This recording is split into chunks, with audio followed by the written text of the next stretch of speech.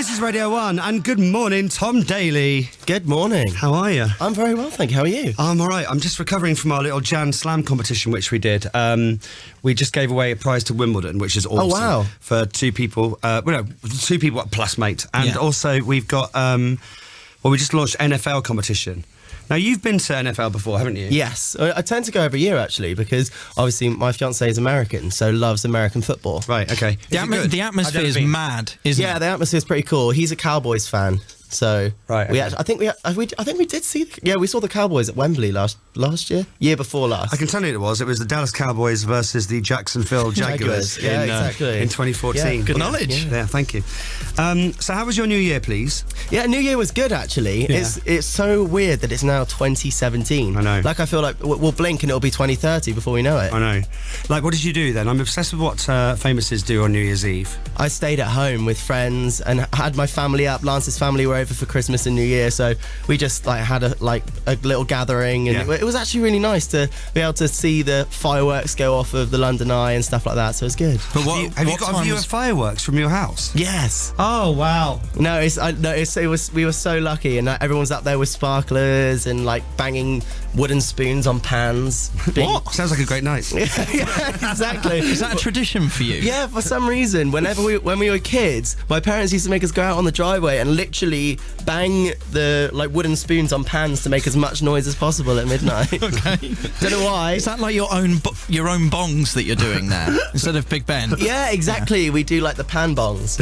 Yeah. It's like, come on, fiance, get the pans out. It's New Year's Eve. He was like, what? It's a tradition. Don't worry about it.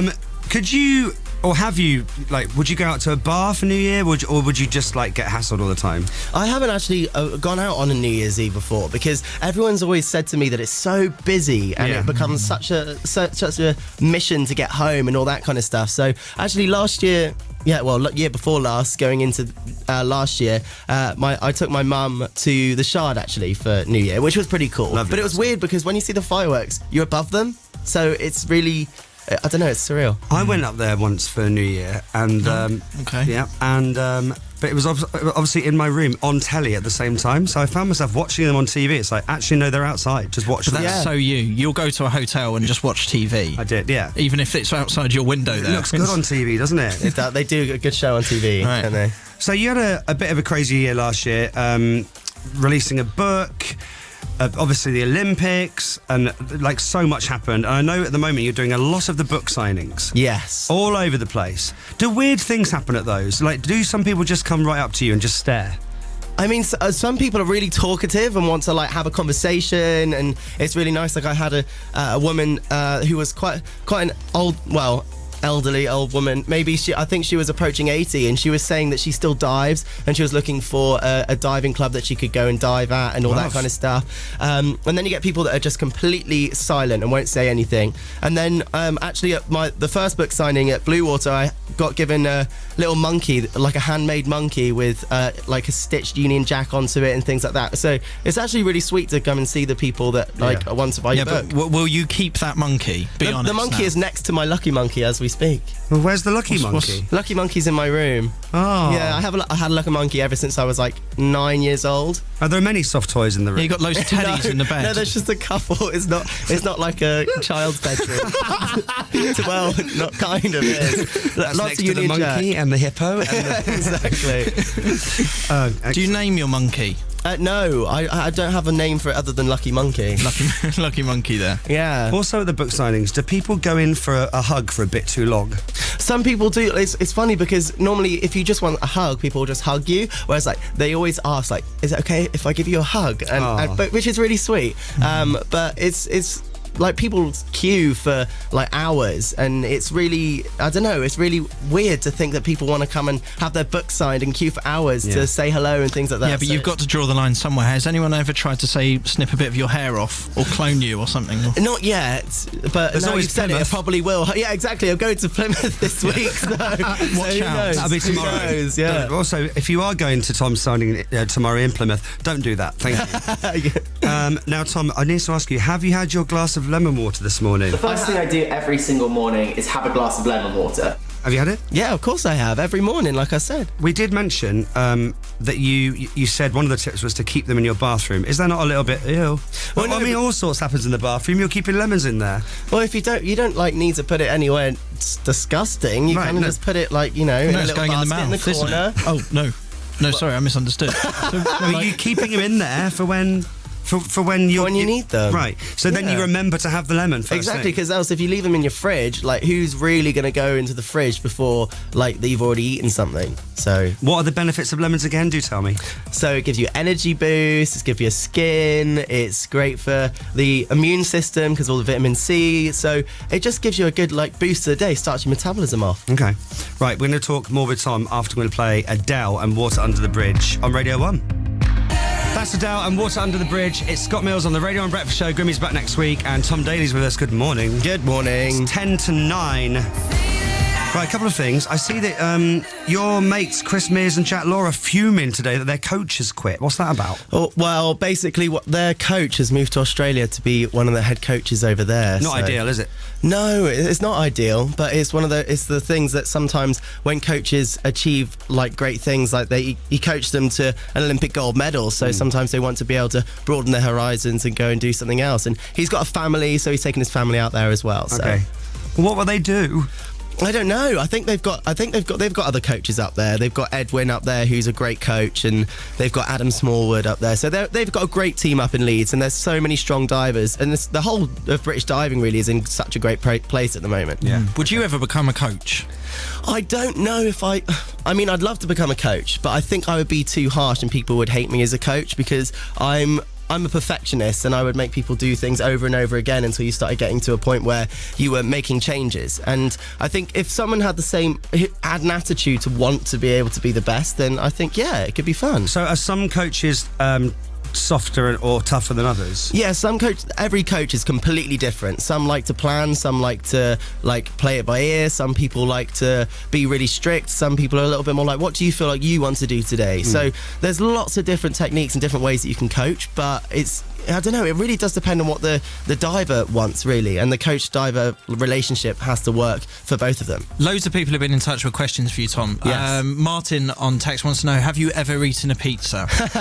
I mean, yeah, I've eaten pizza before. I actually got a story about that. On my 21st birthday, I gave up alcohol 2 years before the Olympics. So on my 21st birthday, I thought, what better way to have my birthday than order pizza and watch a scary film. Right. I had 3 slices of pizza, and because I hadn't eaten pizza for about 18 months, Your insides fell out. I was literally I was on watching this movie, and I was like, I cannot move. It was a really weird experience. That's but, literally could not move. yeah, well, not literally could not move, but like I felt my stomach was awful. hurting. I just felt horrible. This is a good question, right? You know, when you obviously get loads of new followers every day. Do you ever find yourself occasionally clicking on one of their profiles and just going through their tweets just cause? I mean, sometimes it's really interesting, actually, some of the things that you get sent tweets about, and some of them are very, very graphic about certain things, and it's quite entertaining sometimes to read through them. Yeah, I mean, you've got a very wide fan base, haven't you? It's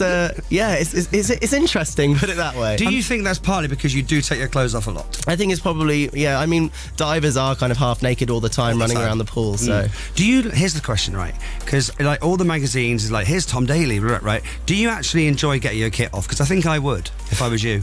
It's one of those things that I've been like having my kit off since I was 7 years old, diving in the pool, and I just don't think about it anymore. Right. And I think lots of people are very, I don't know, worried about like bodies and all that kind of stuff, where it's skin. There. It's, and especially when you're like training for 6 hours a day, 6 days a week, and you see so much flesh all the time. It's kind of, but yeah, it's not many people that can say they wear more to bed than they do to work. True. So That's good. That's great. Also, I see that Lance has got a new drama out, right? Yes. Okay. Is that in America? Yeah, so it's a miniseries called When We Rise, which is about the Black Civil Rights Movement, the women's movement, and the anti-war movement going from 1970 till present day until marriage equality passed in America, and it follows 3 real life stories. It's actually it's a massively powerful, moving film, and I can't wait for people to watch it. And so you've obviously seen it. Oh yeah, I've seen it, and it's incredible. Yeah. But I think it's come at exactly the right time with everything that's going on in politics right now, with having as many people to try and be included and hearts and minds changed. I think it's come at the right time. Would you ever be in one of his movies, or have you been asked? Has this been discussed? No, I've always said to him, if he ever shoots something, the next thing he shoots, I want to do like a cameo, like, I don't know, I could be a pizza boy. Yeah. Like a random pizza boy that delivers a pizza. I don't know. Yeah. I just like run past or something like that, just to be like, I was in that. It's really sweet as well, because he said that you helped to inspire his work, which is really nice. I mean, like, he inspires me every day as well, because every time when I met Lance, I was in a real dark place with my diving, and I wanted to like get out there and I wanted to get back into diving because he was so successful at what he did. So it was really nice to be able to have that and have someone that understood what it takes to work so hard, and and also he's put up with me cooking and testing my recipes on him all the time. Oh really? Has that happened? Yeah, and because he's got some recipes in the book himself, so it's we tested them so many different times in different ways with my friends, and some of them didn't turn out so great. What, yours or his? Well, of course mine turned out perfect every time. But it was one of those that you had to like test out so many different recipes, and some of them weren't great and some of them were good, but I guess it's quite nice having to test food. So this is your book, Tom's Daily Plan, and yes. So Lance has recipes in there too. Yeah, so there's lots of different recipes from when I was a kid with my grandma and granddad, and learning how to cook with pasta bakes, my mum's sausage casserole, and some of my like favourite things to eat. I can't imagine you chowing down on a pasta bake. Yeah, well, it's like depends. Like, it depends on different days, different training phases, right, depending on what you can eat. And the whole point behind the book was the fact that there was recipes in there for breakfast, lunch, dinner, sweet treats, like protein snacks, and then there's like workouts in there that only last 20 minutes. You don't need a gym membership or I anything. bet you're one of those that cooks in just their boxers though, or Speedos in your case. I'm not. Lots of people have that, think that I don't wear anything very often, but it's You kind of definitely true. have cooked Kind in of just true. your Speedos at some point though, right? No, I don't think I have. Like he said, he wears more clothes at home than he does at work. Maybe I will try that just for cooking. Although that would hurt, wouldn't it? Yeah. Like if it anything kind of rogue oil. Yeah. Wow. Right, Tom, if you could stick around for a bit, Yeah. I've got an idea for a game based on the return of an incredible daytime television show. Wait right there. We've got some massive guests for you as well, like this one, Tom Daley. Good morning. Good morning. Right, so we've had athletes on before, like Chris Mears, and they say that obviously you train a lot, but there's only so many hours a day you can train. Like, what would be the maximum? It really does depend whether we're at a training camp or if we're at home, but it tends to be between 5 to 6 hours a day, 6 days a week. Just 5 hours, Chris. Yeah, no. Simple. Look like that I in did my 5 gym hours. induction and I haven't been back since. I need to up that. Oh, you need to get the book. Yeah. Yeah. Don't even need a gym membership. You don't need a gym membership, no equipment either. You could do it all at home. Right, so obviously there's a lot of sitting around as well, probably, like waiting for stuff, like, because you can only train for so many hours a day. Have you seen the new episodes of Jeremy Kyle? Started yesterday. No, I haven't. I'm not at home in between training sessions. I stay at the pool. Oh. What? Just watching? Well, no, because I do like 3 hours in the morning, then I have a 3 hour lunch break, and then I do 3 hours again. Oh. So it's like... Okay. Well, you could fit some Kyle in between. Yeah, maybe I should. Maybe Yeah. I should turn the TV on and have a little look. Well, when you'll hear yesterday's subject on the Jeremy Kyle show, you'll want to watch it more. This is real life. What happened in Jeremy Kyle yesterday? I didn't offer you sex, but did you kill my fish? Now, why would you not want to watch Wait, that? what? I didn't offer you sex, but did you kill my fish? That was yesterday's subject. On And that Jeremy was Kyle. that was the subject. Yeah, the whole episode. Wow. So, because it's Wednesday, I thought we'd do a quick Jeremy Kyle game with you, Tom Daley. Okay. I'm going to play you a title of a former Jeremy Kyle episode. I want you to tell me, was it a real episode or did we just make it up a few minutes ago? Okay. Okay. I know you're cheating. Stop blaming the dog. What?